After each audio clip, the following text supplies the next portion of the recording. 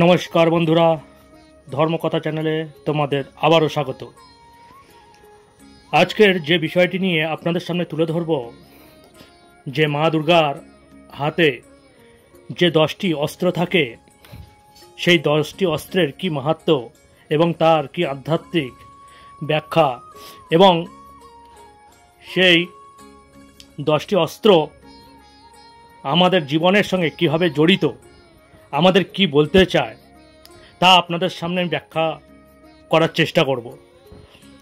আমাদের ধর্ম, সনাতন ধর্ম বলতে পারেন মানুষের জীবনে একটি ম্যানুয়াল। যেমন মনে করুন, আমরা বাজার থেকে যদি কোনো খেলনা কিনি, একটা ম্যানুয়াল থাকে কিভাবে তাকে চালিত করতে হয়। তা আমাদের ধর্মও কিন্তু একটা ম্যানুয়াল, কিভাবে একটা মানুষকে সঠিক পথে চলা, কি কর্ম করা, এটা কিন্তু আমাদের ধর্ম শেখায়। আর আমাদের ধর্মের মধ্যে প্রতিটি জিনিসের মধ্যে কিছু না কিছু একটা অথেন্টিক বিষয় থাকে, একটি যুক্ত বিষয় থাকে। যদি আমরা একটু চিন্তা করি তাহলে কিন্তু তার বিষয় আমরা নিশ্চয়ই খুঁজে পাই, তার একটা মাহাত্ম্য থাকে, প্রতিটা জিনিসের প্রতি একটা মাহাত্ম্য থাকে। তাই আমরা গর্ব করতে পারি যে আমাদের সনাতন ধর্ম একটি অথেন্টিক ধর্ম, একটি বৈজ্ঞানিক সম্মত, সব কিছুর ওপরে যেন একটা বৈজ্ঞানিক ছাপ বা কিছু একটা তাৎপর্য তো অবশ্যই থাকে। তা সেই তাৎপর্য বিষয় নিয়ে আজকের অনেকেরই মনে কোশ্চেন হয় যে মা দুর্গার যে এই রূপ, 10টি হাতের 10টি অস্ত্র, কিসের প্রতীক, অনেকেই জানার ইচ্ছুক থাকবে। এবং এই বিষয়টা আমি আশা করব আপনারা সম্পূর্ণভাবে বিষয়টা শোনার চেষ্টা করবেন। পুরো ভিডিওটা স্কিপ করে চলে যাবেন না, চলে গেলে হয়তো অনেক বিষয় অজানা থাকতে পারে। তাই পুরোটা ভিডিওটি শোনার অনুরোধ রইল। আমরা মা দুর্গার হাতে যে অস্ত্র দেখি, তার মধ্যে ত্রিশূল থেকে চক্র এবং গদা থেকে পদ্ম, সমস্ত প্রতিটি অস্ত্রের ব্যাখ্যা আপনাদের সামনে আমি তুলে ধরার চেষ্টা করব। আমরা মা দেবী দুর্গার হাতে যে 10টি অস্ত্র দেখি, শুধুমাত্র অসুর নিধনের জন্য নয়, বরং প্রতিটি অস্ত্রের গভীর আধ্যাত্মিক তাৎপর্য রয়েছে।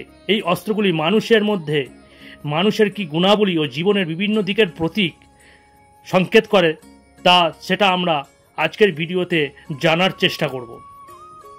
তাই বন্ধুরা, আজকের আপনাদের সামনে প্রথমেই যেটা বলবো, যে মা দুর্গার হাতে আমরা প্রথমেই যে অস্ত্রটি দেখি সেটি হলো ত্রিশূল, যা দেবাদিদেব মহাদেব মা দুর্গাকে প্রদান করেছিলেন, যা মূল অস্ত্ররূপে আমরা কিন্তু তা দেখতে পাই।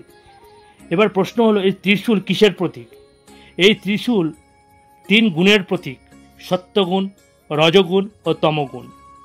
সত্যগুণ কি? ধর্মজ্ঞান, নিরঅহংকার ও উচ্চ আধ্যাত্মিক চিন্তার প্রতীক। এবারে আসি রজগুণ। মানুষ বা আপনার ভেতরে থাকা শোক, লোভ, মায়া, মোহ, কাম প্রভৃতি জীবনের মায়াজাল, যা থেকে আমাদের বাইরে আসতে হবে, এটিই হলো রজগুণ। আর তমগুণ অন্ধকার, অহংকার, ক্রোধ, লোভ, মিথ্যা, প্রতারণা, যা ঋণাত্মক শক্তির প্রতীক, যা আমাদের শিক্ষা দেয় মা আমাদের এই সব থেকে মুক্তি দিয়ে ভগবানের প্রতি আমাদের চেতনা বৃদ্ধি হোক। অর্থাৎ এক কথায় এই ত্রিগুণের ওপরে মানুষকে, আমাকে, আপনাকে এর ঊর্ধ্বে উঠতে হবে। কারণ প্রতিটা মানুষের একটাই উদ্দেশ্য হওয়া উচিত, সেটি হলো মুক্তি লাভ। আর একমাত্র এই ত্রিগুণের ওপরে উঠলেই কিন্তু সেটা সম্ভব। ত্রিশূলের মধ্যভাগের ফলা হলো সত্যগুণ এবং 2 পাশের যে ফলা, একটি হলো রজগুণ ও আরেকটি হলো তমগুণ, পথ নির্দেশ করে। এবারে আসি সুদর্শন চক্র, যা ভগবান বিষ্ণু মা দুর্গাকে দিয়েছিলেন। এই চক্র ব্রহ্মাণ্ডের প্রতিটি প্রতীক।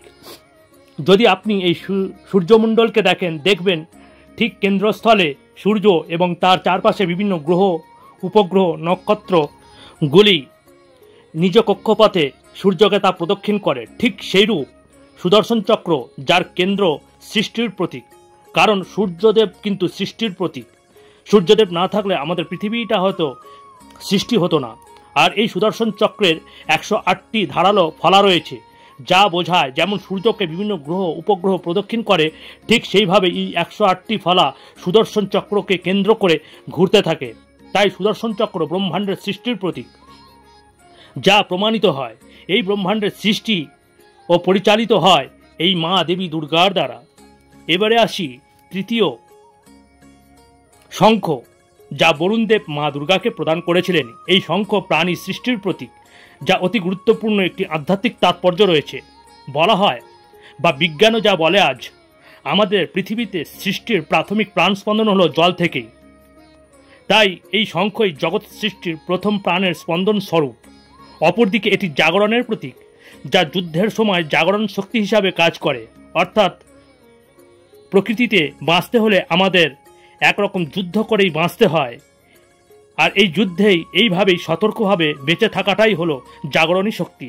অপরদিকে এটি ওঙ্কারের প্রতীক। এই শঙ্খধ্বনিকে ওঙ্কারের সাথে তুলনা করা হয়, যা স্বর্গ, মর্ত্য, নরক ও পাতালের অশুভ শক্তিকে বিনাশ করে এবং শুভ শক্তির আগমন ঘটে। তাই আমরা আমাদের গৃহে, মন্দিরে বা ঠাকুর ঘরে সকাল সন্ধ্যা কিন্তু আমরা শঙ্খধ্বনি দিয়ে থাকি। অর্থাৎ এখানে বোঝানো হলো মা দুর্গার কৃপায় প্রাণীর সৃষ্টি, অশুভ শক্তির বিনাশ ঘটিয়ে শুভ শক্তির আগমন ঘটায় এবং এই মর্তলোককে পালিত করছেন।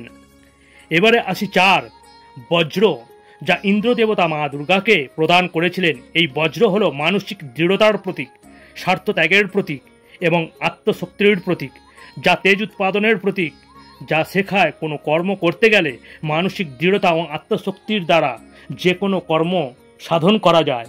এবারে আসি 5, গদা,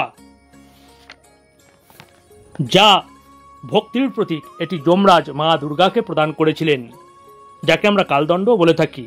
এই গদার আধ্যাত্মিক তাৎপর্য হল এই অস্ত্র আনুগত্য, ভালোবাসা এবং ভক্তির প্রতীক, যা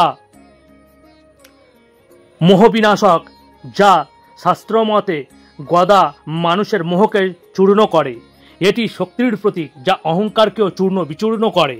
এবারে আসি 6, তীরধনু, যা পবনদেব মা দুর্গাকে প্রদান করেছিলেন, যা দূরদর্শিতা ও গতির প্রতীক, যা মানুষ কোনো কর্ম করার আগে দূরদর্শিতার দ্বারা, ভালো মন্দ বিচার দ্বারা নির্দিষ্ট সময়ে, অর্থাৎ যাকে গতি বলা হচ্ছে, সেই তীর দ্বারা সকল কর্ম সম্পন্ন করা। এবারে আসি নাম্বার 7, অঙ্কুশ, যা গণেশ মা দুর্গাকে প্রদান করেছিলেন, যা বুদ্ধির প্রতীক, যা উন্মত্ত বুদ্ধিকে নিয়ন্ত্রণ করে এবং জ্ঞানের তীক্ষ্ণতার দ্বারা অন্ধকারকে ছিন্নভিন্ন করে সঠিক পথে, অর্থাৎ আলোর দিশার দিকে চলা, যা এই সংকেত করে। এবারে আসি নাম্বার 8, পদ্ম, যা ভগবান ব্রহ্মা মা দুর্গাকে প্রদান করেছিলেন, যা অতি পবিত্রতা ও জ্ঞানের প্রতীক। অর্ধস্ফুট পদ্ম, যা বোঝায় জ্ঞানের সুপ্ত অবস্থা, যা পবিত্রতার মধ্যে দিয়ে জ্ঞানের জাগরণ ঘটানো, অর্থাৎ পদ্মের পরিস্ফুটন হয় এবং পদ্মের ন্যায় শুভ জ্ঞানের উদয়।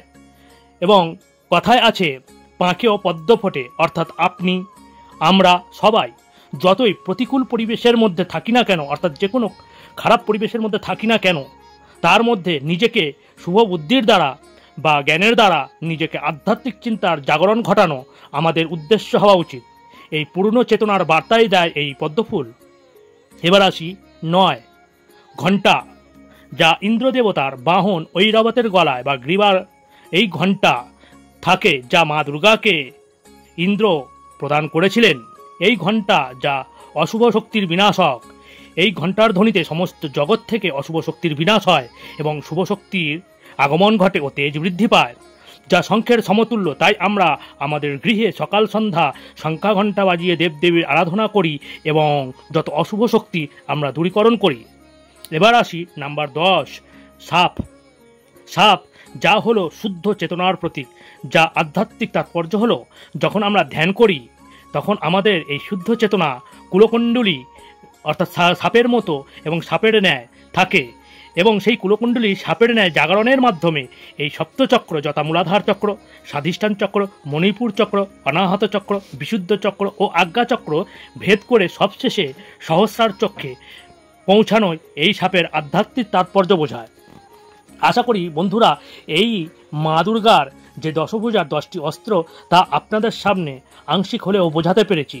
তাই বন্ধুরা, যদি ভালো লাগে অবশ্যই একটি লাইক করবেন, পারলে আপনজনের কাছে শেয়ার করবেন এবং কমেন্টে জয় মা দুর্গা, জয় মা ভবতারিণী লিখতে ভুলবেন না। আর যারা নতুন আছেন তারা অবশ্যই চ্যানেলটিকে সাবস্ক্রাইব করবেন, যাতে এরকম অথেন্টিক ভিডিও বা মূল্যবান ভিডিও আপলোড করার সাথে সাথে যাতে আপনাদের কাছে পৌঁছে যায়। তাই আজকের মতো এতটাই। আবার কোনো নতুন এই ধরনের অথেন্টিক ভিডিওর সাথে আপনাদের সাথে দেখা হবে। হরি ওম তৎসৎ, হরি ওম তৎসৎ, হরি ওম তৎসৎ।